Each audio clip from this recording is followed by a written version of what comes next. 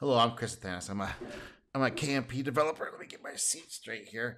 Uh, TechSport said they're coming out Tuesday for that guy.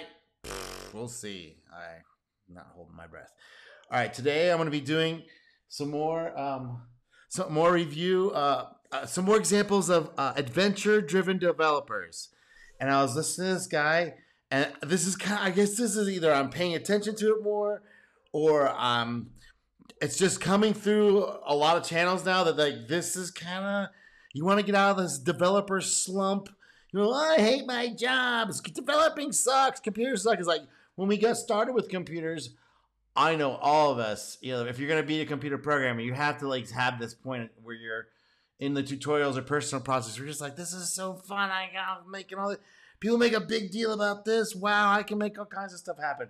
And they go, I'm okay. Oh, I become. You go get their degree, you get boot camp, whatever. And you get the junior, and then you senior, and then you get into these things. Tunnels of fake agile doom and death marches. Like that's the first thing you get into. Somebody else's project they abandoned. Now it's your problem, and this is a mess. This is nothing like I would do it. That must be. Am I dumb, or is this something's not right here? And then you get in the like, I'll say, oh, okay, I'm gonna move up here. Oh, I'm gonna make a social media, or whatever. And you get these tar pits, and it just goes nowhere. It's like, oh, back in the tunnels of fake agile, and maybe you'll move up into the dungeon grind of some big corporations where you're doing a Jira burn down slog in a feature factory. Okay, all right. So those are the drivers that make someone want to think about doing adventure-driven development, which is kind of how we started, by the way. No rules. Figure it out. What do we need to do next? Okay, we figured that. Okay, we got that working. Okay, what do I need to do here? Who do I need to call? Does this person know how to do it? Does it look it up on the internet? All that stuff that you did in the beginning. It's like, oh, wow, I can't believe I'm getting this thing going. That can all come back. But it has to, to maybe go through some of this stuff to see these inefficiencies here, to even understand what I'm talking about. But when I'm talking about adventure-driven development and going up for to look for the cave entrance, to get into the fight the dragon, to get the golden cup.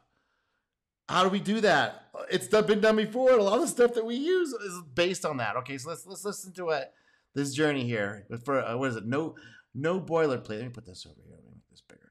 No boilerplate. 240K subs. He's big. He's a big YouTuber. So he's letting you know the secrets. He's letting you know the insights of adventure-driven development. He doesn't call it that. I'm just made this up. Okay, this isn't a thing yet. I'm a regular thing. Trying to give it a label that was like not contrasted from Scrum, contrasted from the Agile. Agile and Scrum, I just hate even saying those words. It's a minor. Scrum's a minor detail. All these meetings and stuff. I suggest meetings in here, but it's basically like, okay, strip this down to the bare minimum, like what we did, like what I did when I started these companies that were doing adventure-driven development, without calling it that. With this, get the code done. What can we do with it? It's buggy. The team's gone. Could you fix it? That's been a lot of that stuff. Or it's like, can you make this thing work? We got this idea. Can you implement it? Do you know how? I don't know. We'll see. Let's try it. Hi friends, my name is Tris, and this is No Boilerplate, where I make fast, technical videos. Every single day, I write electronic music, podcasts, and videos, all produced on Linux, using mostly free open source software on whatever cheap hardware is within reach. Today, I'm going to tell you about my whole creative process, and even a little on how I got here, as it explains why and how I'm doing all of this in the first place, and allows me to make some recommendations. My video scripts are dedicated to the public domain. Everything you see here, script, links, and images, are part of a markdown document available freely on GitHub at the above address. Before I was a YouTuber, I was a programmer, and I promise this is relevant. I was set on my path to this profession at age 16 by my father. I asked him at the time if I should be a teacher, like him, or be a programmer, and he told me, if you are a programmer, you'll be able to teach in your spare time, but if you are a teacher, you'll never have any spare time ever again. Very smart, though sad advice. But that's academia, right? They're not in the slot. So that's one of the reasons why academia fell down with this knowledge-based work, and they did everything assembly line, because that's super easy. Come on, that's not hard. That's not difficult, okay? But this knowledge work of like trying to find something new with the processes, the things that happen around it, that have to make someone like a Shakespeare come along, a Bach, so someone like Dennis Ritchie or Ken Thompson who made the Unix. Where did that come from? It didn't come top down, okay? now look at me teaching on YouTube, just as he predicted. Recommendation 1, specialization is for insects. It's kind of natural. It's going to happen. I distinctly remember about 5 years into my working life in London that I was sitting in my bedroom one evening feeling this vague sense of mounting guilt. I realised that it was because I wasn't studying to be a better programmer in my spare time, honing my craft. I was, in fact, composing music and playing games in my spare time. Well played, sir. Good job. Yeah, definitely. Figure something out. Woodworking, fishing, going out walks on the woods, making something, knitting, some super narrow thing that you just like get into. Yes. When all the information around me, online, on YouTube, in blog posts, was about how only specialists win, I had internal. And that's the thing. So that sells, right? Oh, just the one thing? You're saying I just learned one thing and I'm set for life with until glory. I just do one thing. I just do a billion leak code things. I do that one thing. And that means I get into Google, right? Because Google hasn't figured out. It's like, by the way, I got about 10,000 people over here just gaming your whole thing. The only thing they do know is leak code. Oh, why did our project lose all its creativity? Because you're making the filters leak code. No, that's not the filter. That wasn't the filter that started Google, right? They didn't filter. They weren't filtering for leak code. They were doing some other filter. They were doing this.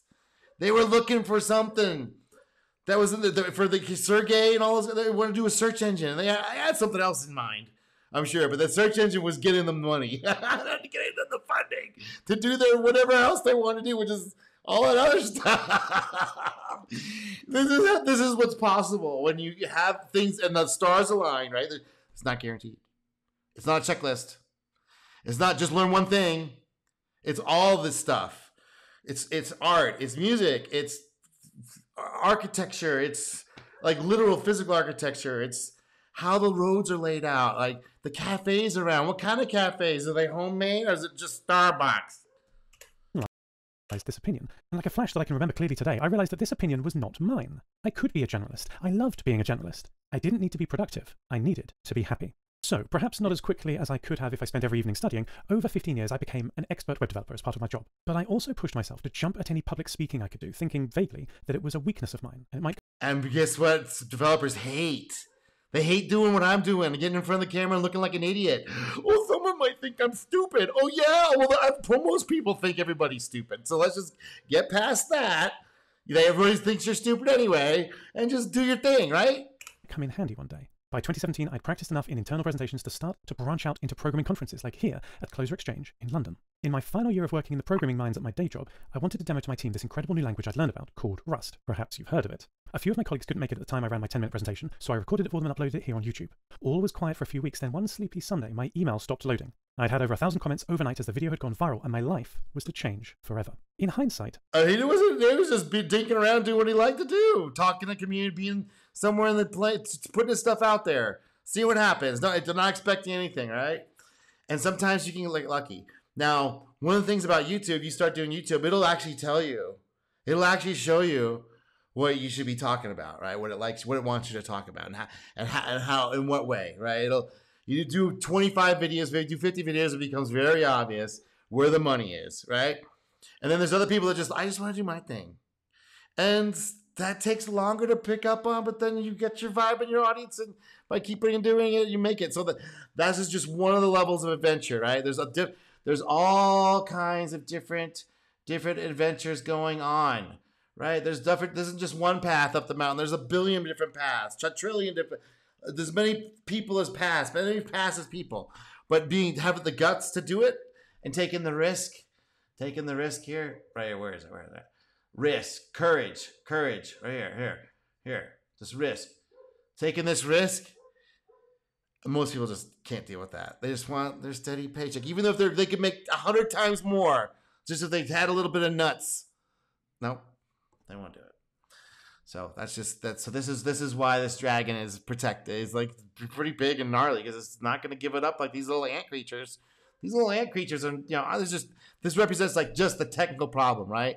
Just a little slice of the technical problem. Yes, they're scary, they're mean and vicious, and they sting you. But if you can get pretty good at fighting the same monster, okay. But this one morphs into different monsters. It has other monsters it throws at you. There's all kinds of things you got to figure out, right? There's different categories of things. So different monsters represent the different categories of things you got to deal with, not just the scorpion creature, right? All right, so I'm just trying to. I think my interest in performing music set me up with many of the skills I would need for creative success, especially here on YouTube. I've been a musician my whole life. Starting when I was a child, I had lessons on first trumpet, then piano. After being fired by my piano teacher at age 16 for not practicing enough, I found a jazz piano teacher in my town. I played saxophone, and I did all right, but I don't know. I got over it. I just like the buttons. Come on, I'm a button person. That's the Aspergy whatever part of the spectrum I'm on. I love buttons. I love hitting them. I love them when they light up. All that stuff. I love it. And I've loved performing jazz and blues and rock music ever since. By publishing music, a few Bandcamp albums here and there, and eventually some YouTube videos here and there, I was able to slowly practice not just the technical music performance, but the production process. I was practicing leveling audio and learning about video encoding quality and how to publish a website. All good meta skills that I...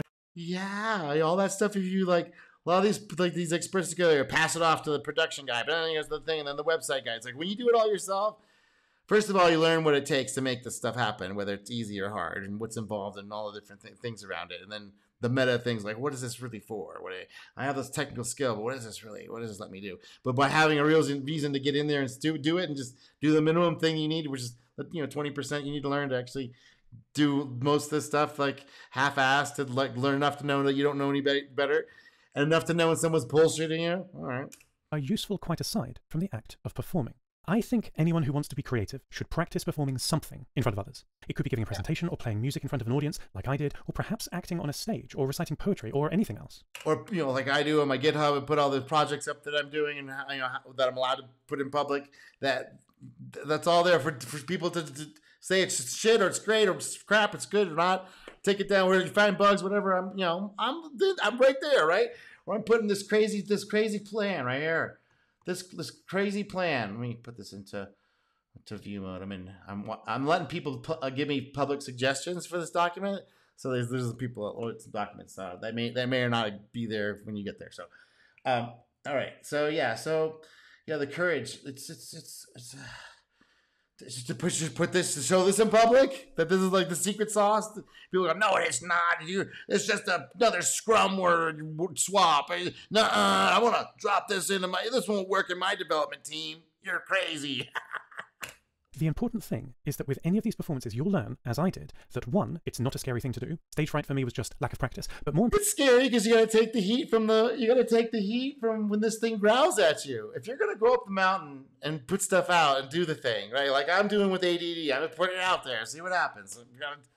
I don't know if it's right. I just know that I've been through this, and it was super fun, man. It made work not going to work. And like that time flew by.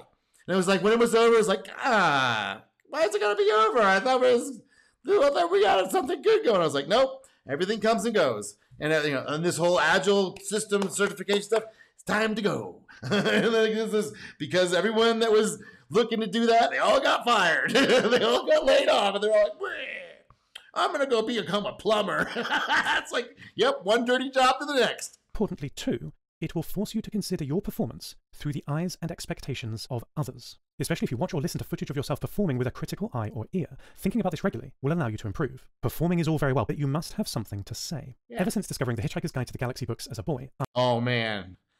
Definitely. This book right here definitely puts you on the adventure mindset. The book, not the movie. I mean, the TV series is kind of there, but it was just the stuff was so chintzy and it really lost the flavor of the actual words. And the words are so fun. I mean, you can read that book in 2 days, maybe 3.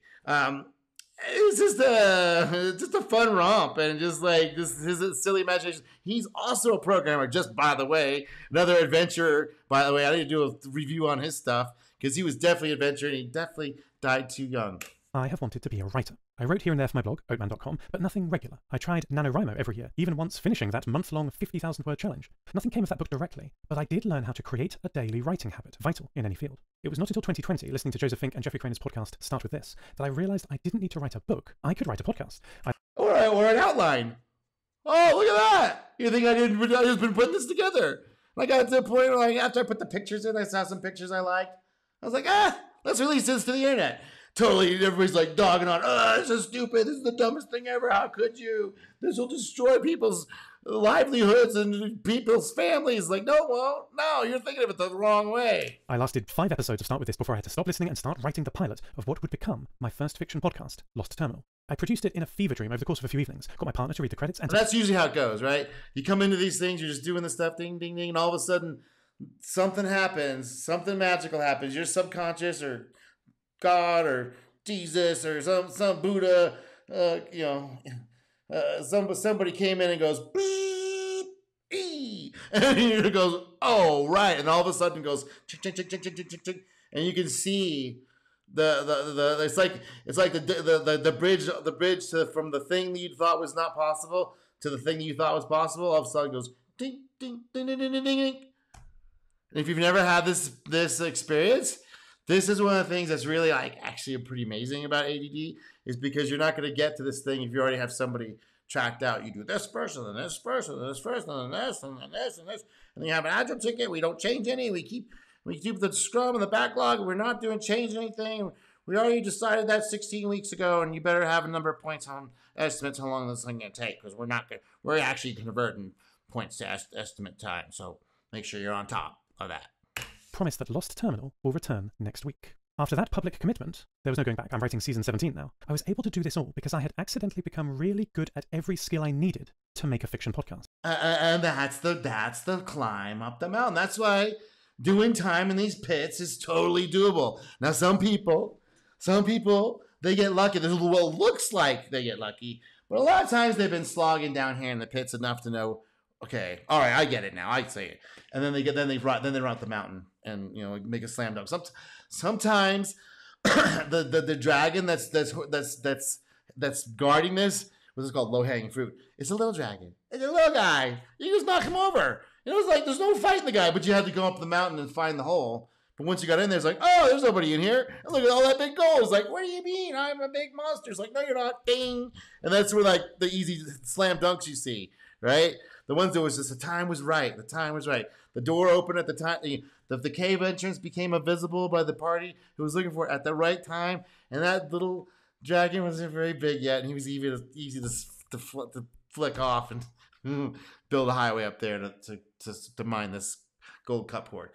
All right, so that's the so you have to do, but one way or another you can't skip this part, and that's what a lot of these guys that got a hold of the money, the ZERP money, that ran the tech industry for about 15 years, that people got kind of comfy with, they could skip this part. They didn't have to do this part where they got all these skill acquisitions from doing all these different things, all in their different areas, in their different industries, that made them available. Like understand, like, oh, here's this actual problem people having, and we can build a business, do things profitably, etc.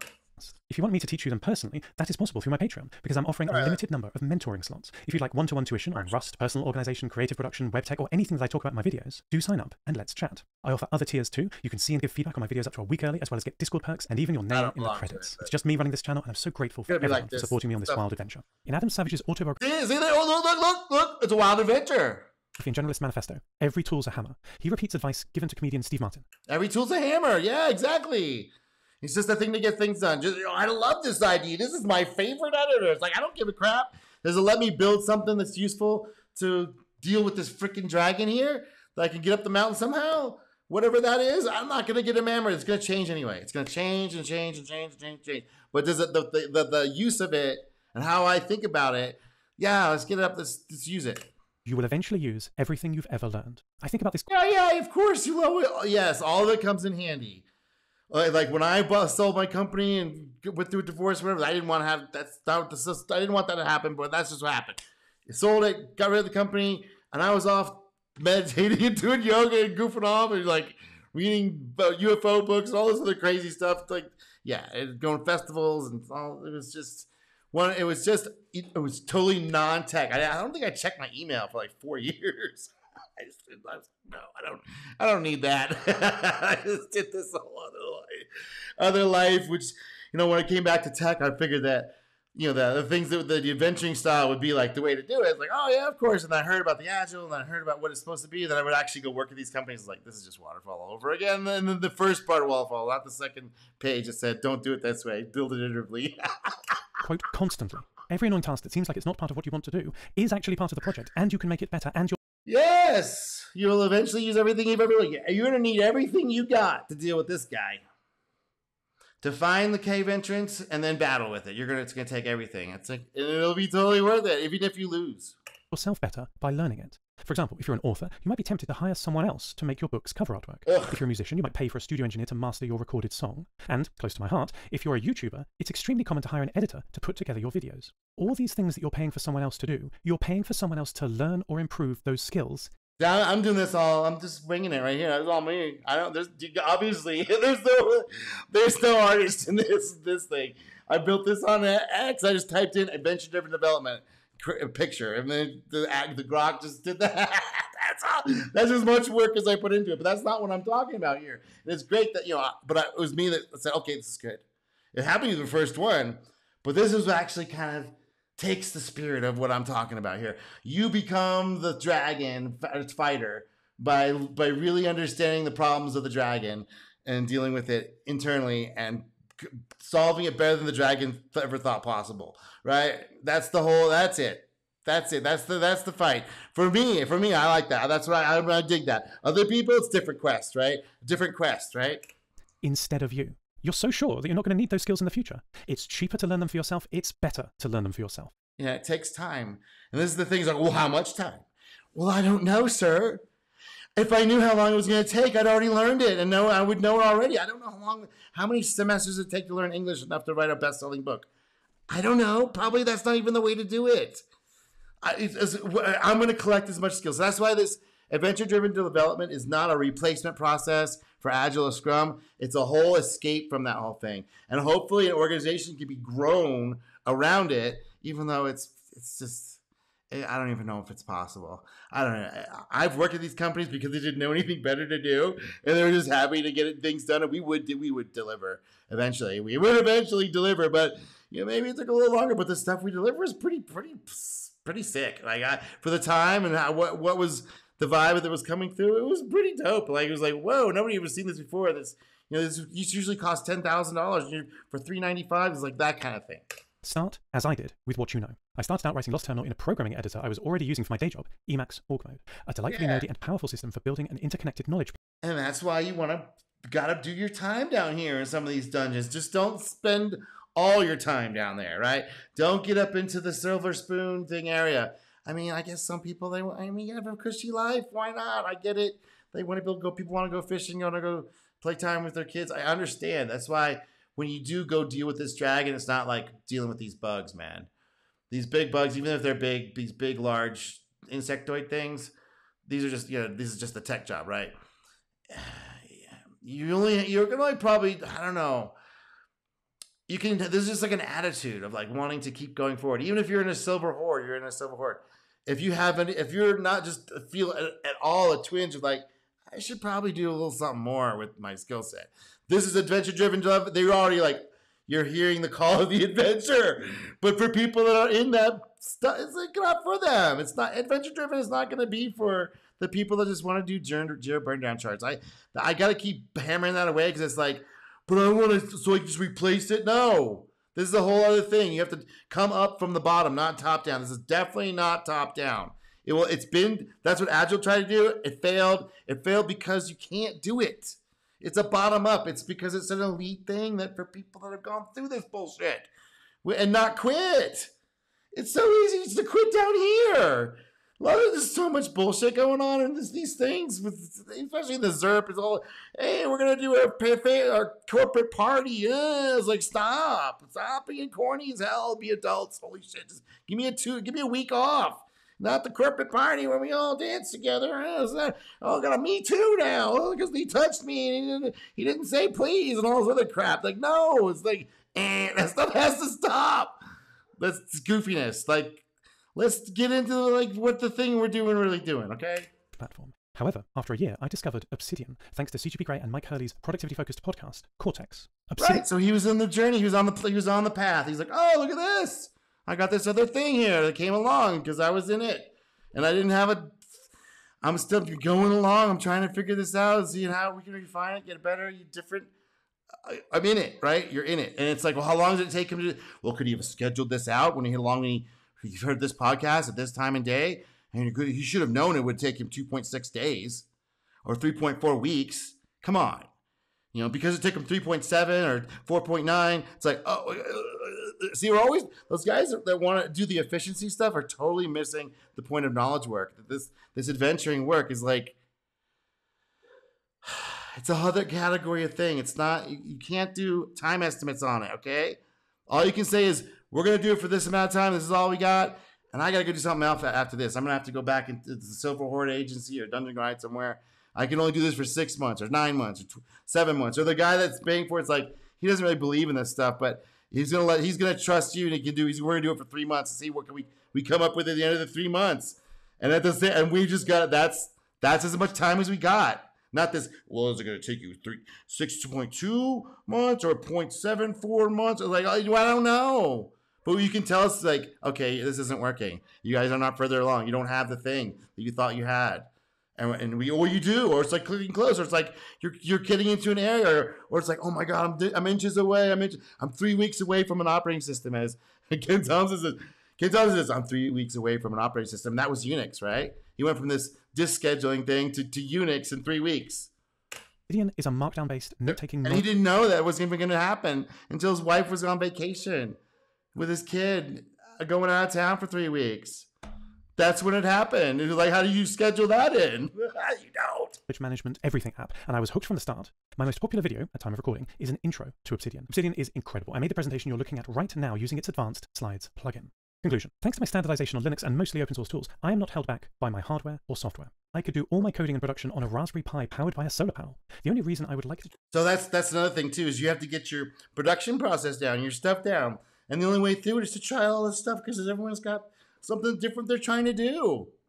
This guy wants to do music and tech video stuff. Like that's he's got something else after that. I'm sure that'll appear. If he's not aware of it now, he becomes aware of it, right? Or so many become aware of so many. It's like, which one do you pick? To change my setup is for ergonomic reasons. Digital minimalism is weird. It kind of requires you to normalize your smartphone's home screen applications into an EDC bag of separate physical devices. A camera, a dictaphone, an e-ink note-taking tablet, a digital typewriter, I guess, even an actual TV. Remember those? I'm always trying to find a balance between the convenient compromises of a smartphone and carrying around a load of better but bulkier alternatives. Like everyone, I dream of space. Wrangling my audio recording sessions in the same room that my wife is in sprint planning meetings is a challenge. I'd love an office with 4 walls painted different colors, with 4 identical machines set up for my different modes of writing, editing. See, he's thinking this through. He's like, how can I optimize this thing I know I'm going to be doing already because I've been doing it for a while and I've already explored in these areas. Like, and he wants to have like different modes of thinking for these different. That's how he's set his brain. He's trying to optimize his skill set and his flow and see where can this take me?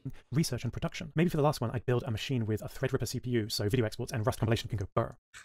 I've made many recommendations in this video, but they're just tools to allow me to make what I love, and I love nearly everything I learn about. There appears to be no subject that if you don't explain it well enough isn't fascinating. Being an artist, writer, creator for me is not optional. I want to learn more about the world, and the best way to learn something, anything, is to write about it for yourself, and better than that, to try to explain it to others too. Thank you. Yeah, that's it right there. And his thing is like this teaching, experiential teaching, learning thing, teach, learning, learn, teaching.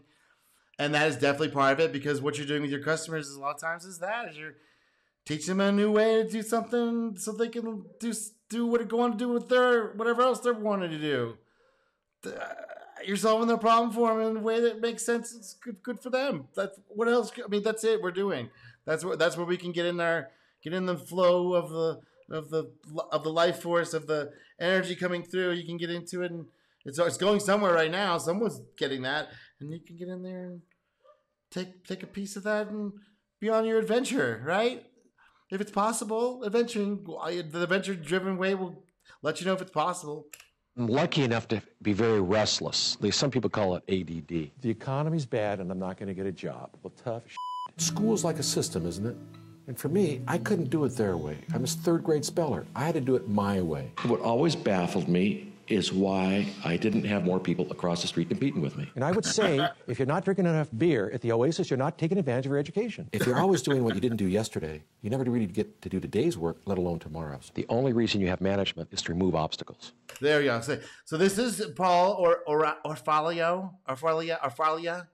This guy's great. He definitely came up and he has the sense, the adventure-driven sense that I'm referring to. This ground level awareness from being in the trenches, looking and seeing how to solve problems, and then going into this franchising management thing and trying to see what things work, what things don't work. He's got these little quips that are just really actually quite telling about how to get into this mindset.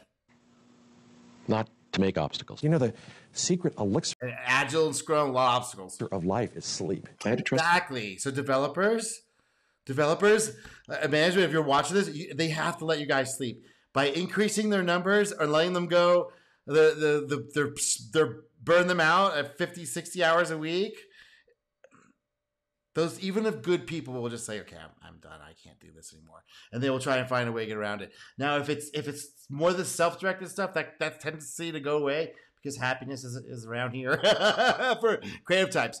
For people that love the same as yesterday, today, tomorrow, same thing. Yesterday, the big ones, hump in the middle, the maintainers, there's the things that they just want to keep. They want to say, I want to process. I want A to B, C, D, E. And if it takes too long, I don't care because I already know it's a process and I'm safe, right? Is this stuff, right? That's not, ultimately looking back, you're like, for some people it's good, but for other people that are not okay with that, it's like, there is this other way. This is kind of the attitude. People. I trusted people because I wasn't capable to do things myself. And you can't lead other people unless you manage yourself. Yeah. He co-founded the copy chain Kinko's. Fortune magazine named Kinko's to be one of the best places in America to work for 3 years in a row. Now that he's no longer the CEO of Kinko's, he's focused his efforts on philanthropy. He's Paul Orfalea, and here are his top 10 rules for success. I'm lucky enough to be very restless. At least some people call it ADD. And I was very good at leading my business. After the first 3 months, we hired a manager because those stores used to drive me nuts. They were very hectic and nerve-wracking. And my job was really, because of my restlessness, and I could be in the moment, was going store to store to store, looking for what people are doing right and exploiting it. Could I make a lot more money discovering some cool new idea than hovering in that office worrying about stuff? And I was working with very capable people that knew how to run the business very well. I had good financial controls, but my job was always looking for ideas to make it better. And I used to. So he's even though he's already up here, he's looking around. He's always examining if this dragon is growing back limbs or there's more stuff because he came up through this kind of stuff in his industry, right? He came up with it in his way. He went through similar processes that gave him the idea, like he's just where the rare was. It's like, I'm just not satisfied with this. He's also nervous that someone else might come up with it so first, and he wants to do it better or different. That's the attitude. To define my job, that everything went beautifully without me. But whatever I did every day, I made it better. You're surrounded by success. I was thinking about a washing machine. A washing machine weighs maybe 150 pounds. You buy it for $750. Isn't that an amazing thing? $5 a pound. You get all those little parts. It never seems to break. Isn't that kind of amazing thing how you get that whole washing machine for $5 a pound? Isn't that kind of a cool deal? Are you aware that you are surrounded by success? Every time you're buying something, it's a successful endeavor. Right. So all online, we have seen what is successful, what kind of works, but you can't copy it directly. You have to copy how did they get there? How do they find that thing?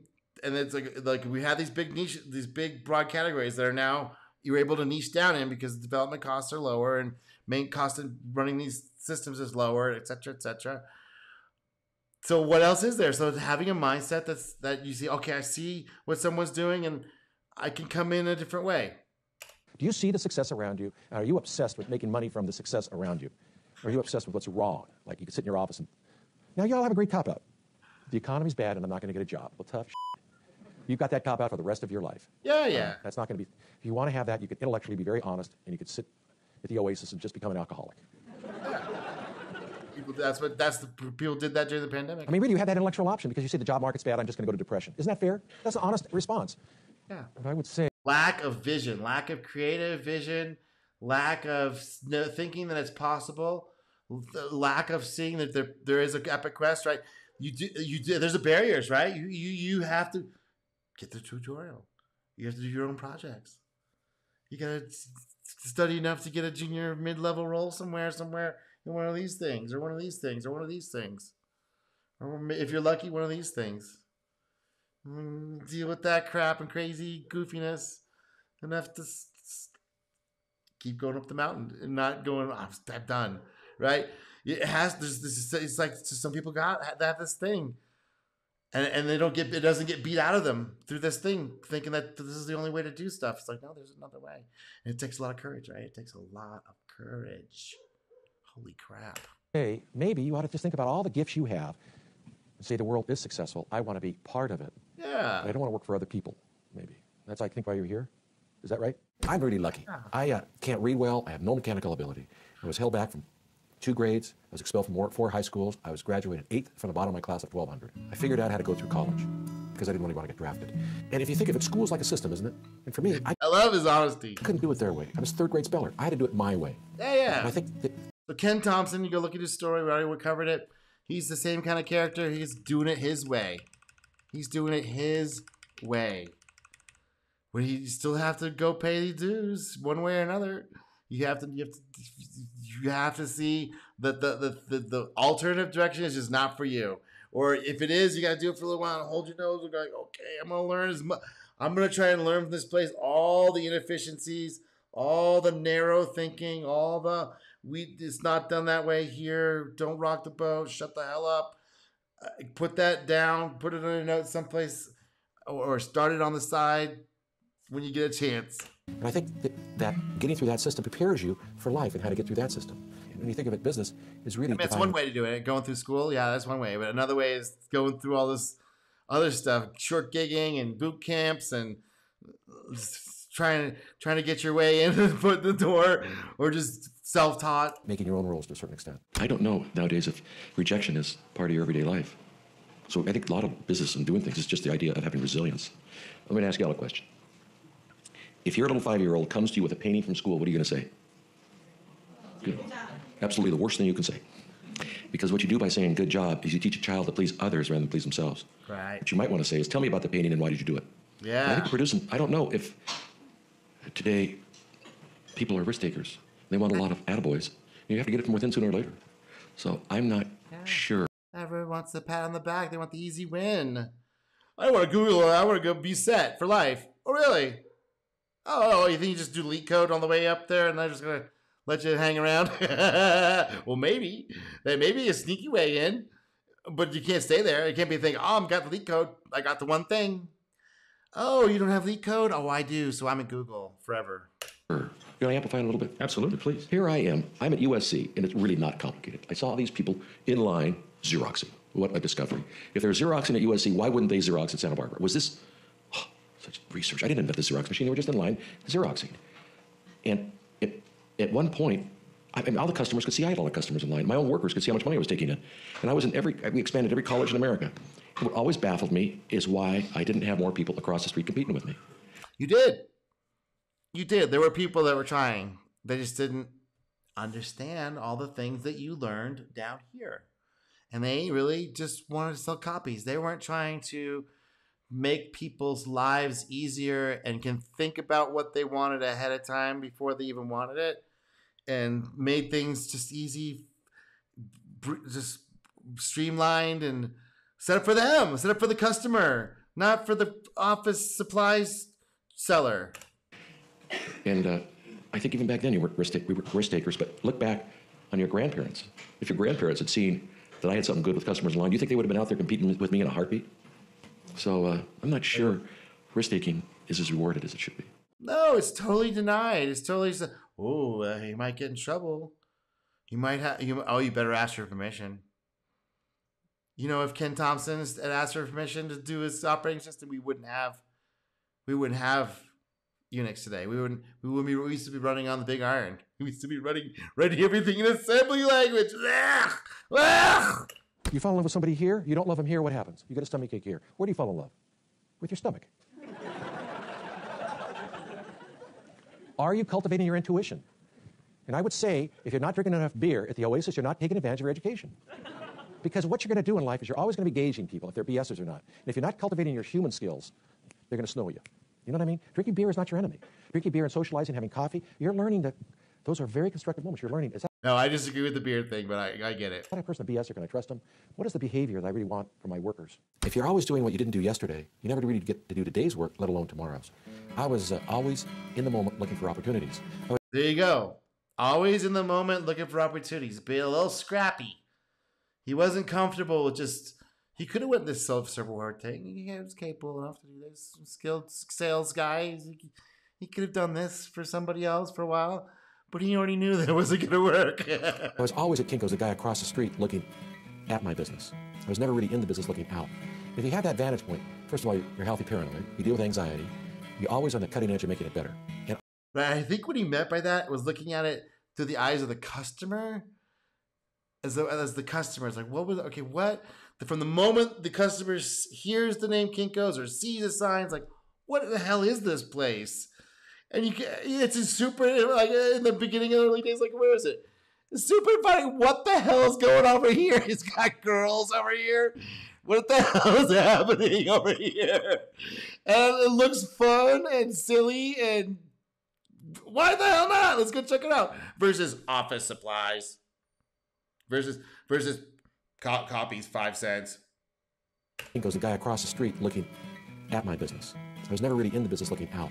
If you have that vantage point, first of all, you're healthy paranoid. You deal with anxiety. You're always on the cutting edge of making it better. And I used to define my job as everything went beautifully without me. But whatever I did every day, I made it better. Yeah. So a lot of the managers I work with and stuff, they're so nervous that their job is bullshit, that they may not really be necessary or needed. They always want to get in the middle of stuff and add things, timesheets and Jira burn down charts, instead of coming over and sitting next to us and seeing what we're doing. Because I've had bosses do that. That's super fun, man.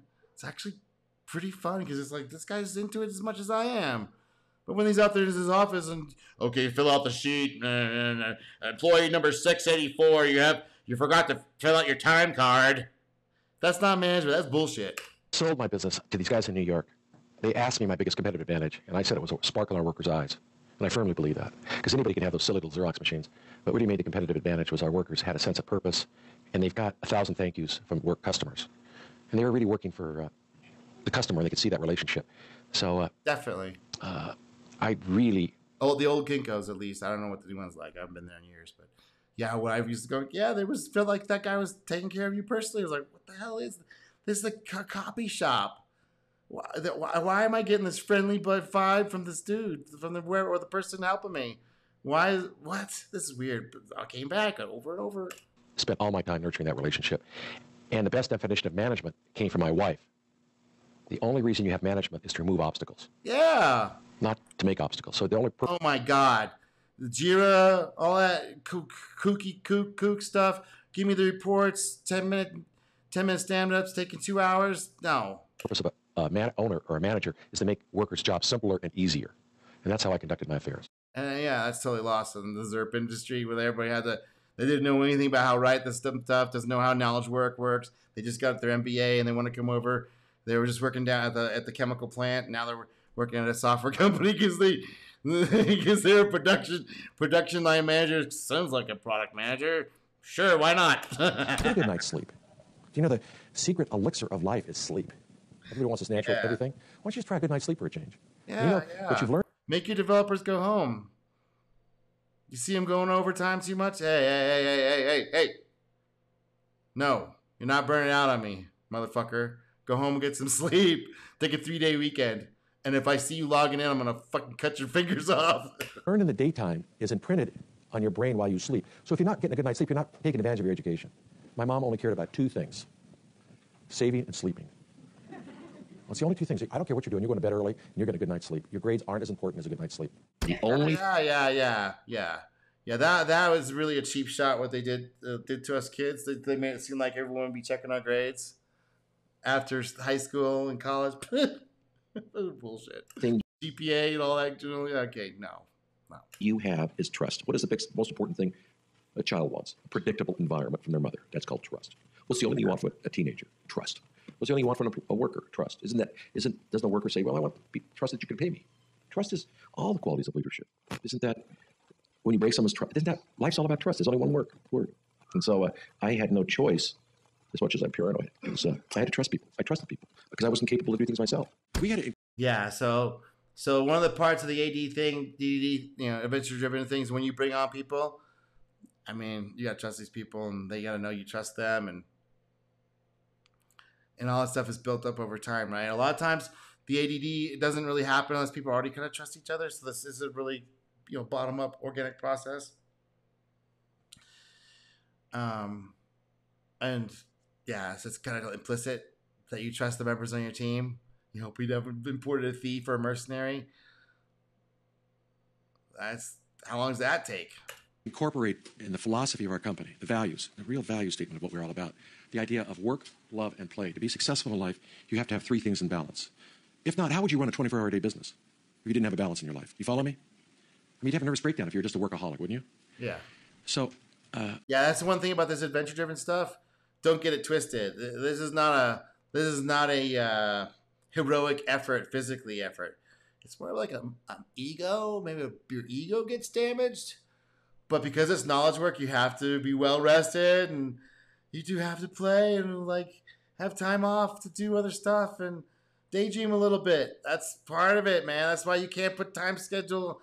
How much time is it going to take for this particular task? I don't know, man.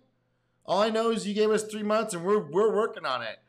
We're working on it. But if you got to make sure you don't let those people burn those people out, because they will not keep going. A lot of times developers, when they get into the vibe of this stuff, will just want to keep going anyway. But you do, man, that's the part of this thing. It's like sometimes it's necessary to push it out, but most of the time it's not. I think to be successful, you have to have all three, and you'll be more successful if you strive for balance in your life. You'll make better decisions. Somehow wives really ground the hell out of you. You're not a big shot at home, and it's good. I don't know about that. This is kind of an old video. I don't know if I agree with that, with this Kirk cut, but I understand what he's saying. Having someone that you trust and can take care of stuff that can take care of you, maybe when you're not really at your best or you're having a hard time, you know, somebody else that is pretty nice. But that's not that guaranteed that these days with this Kirk crop. I've been divorced twice, so I can make fun of the marriage. Just try to remember, make goals every year for all three: work, love, and play. Or try to combine them together. ADD really tries to combine that stuff together because you're going up this hill, and you're going after this thing, and you're doing something that's risky and a little crazy and may get you in trouble. There's multiple points on Ken Thompson's journey. He could have gotten in trouble by somebody, but he made it through. Just important. You make better decisions. Imagine when I went out and I told these people that love things, let's go 24 hours a day, what they would say to me. Paul, I can't work any harder. How do you expect me to keep this thing open 24 hours a day? Those are the wrong people. They had an idea of going to people-based people. And you can't lead other people unless you manage yourself. And if you don't look rested, nobody wants to follow a leader that's tired, haggard, and miserable. Yeah. I mean, it's just not a prerequisite for leadership. Right. Nobody wants to. I think Obama's done a bad job. The first month he looked too dour. I voted for him. But I agree with Bill Clinton. He is not. Yesterday he was inspirational. But you don't want the president of the United States saying, if you don't pass this legislation, you're going to go off the cliff. Wrong. He's got to always be cheerful, always uplifting. That's what leaders are supposed to do. And then somebody said, well, you want him to be honest. No. You don't always have to be honest as a leader. You can honestly say, I know there's problems over there, but we're still going to charge forward. Yeah. That's the spirit, man. Yes, we're gonna have problems. We're well rested. These monsters only move when we move, right? We go after them. They don't go after us, right? Well, I mean, for the most part, right? We're gonna put up positions and make our lifestyle and put this thing together so we have the best chance of success and best chance of making something happen.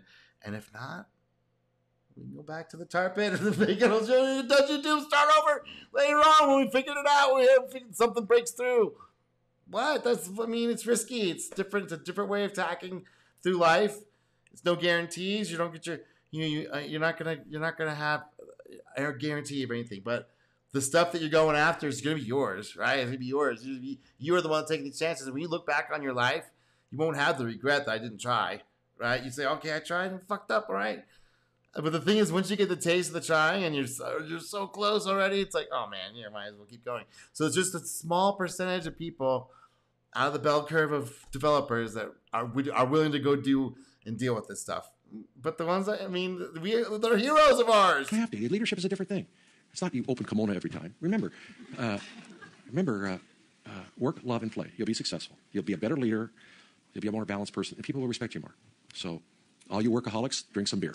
Oh, wow. I don't agree with it. Thank you so much for watching. I made this video because back in Doom, I do believe. It's astounding, the lack of knowledge of current events. I teach at USC. I'm my own class. Give them a little current events test in the beginning. 2 students this last few weeks ago, they were 2,200 in the SAT types, solid A's. Native Californians couldn't point Arizona on the map. The guy said, oh, it's sort of in this area. How do you not know where Arizona is? Do you think that if you didn't know where Arizona was, you might have had that straight A education, but you got in the lunchroom, they're going to say, fired? What do you think?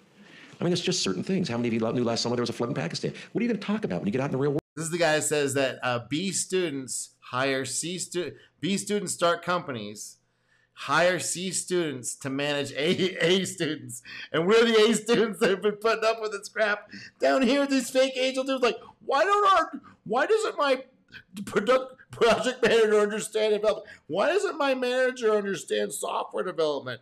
Why are they always on our case telling us we're late with our estimates? Why can't he come down here and help us with some UI, UX designs? Why can't he? He doesn't know anything about any of this stuff. He's like, why aren't people understanding this is super hard? World, if you don't have any knowledge of current events, how do you have any way of assimilating your education in some sort of context if you don't have a knowledge of current events? I was always a current events junkie. I'd go home at 4 o'clock and watch news till 7. Maybe I took it to the extreme. But I wake up in the middle of the night and I watch the BBC for 5 minutes to find out what the hell's gone on. I mean, I think it's more of his point is for him.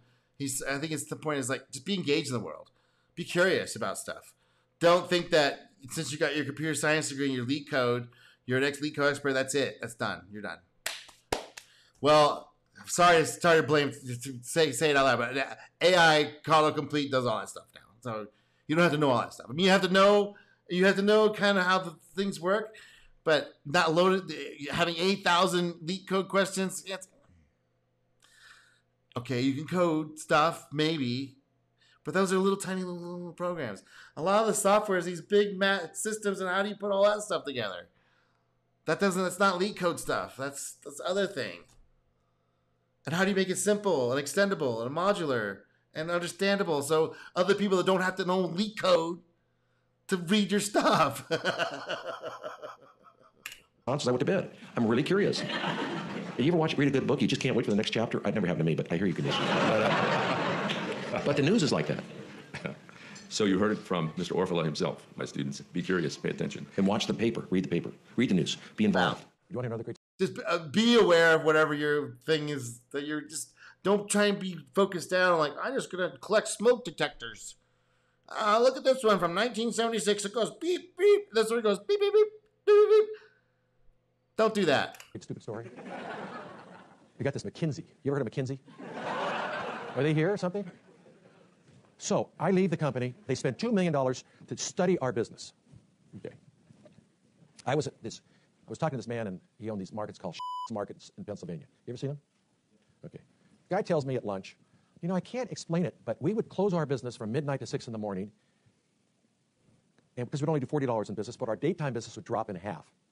He said, I don't understand why just closing those 6 hours would have such an effect on my daytime business. What did the guy tell you? I go to bed, I have to sleep. 2 days later, I wake up like a bat out of hell, and I said, what did the guy tell you? If you go 24 hours a day, your daytime business doubles. Is that correct? And it's true. It doubled. My overhead was the same, everything. It was all marginal profit. Was that a cool discovery? So this is someone like him going up here looking for an entrance. How can we make this business, the thing he wanted to improve his cash flow, increase number of customers? How do I make this guy give up that piece? It's like, we just keep it for 24 hours. Don't do this close 12 to 6 just because your sales are low during that period.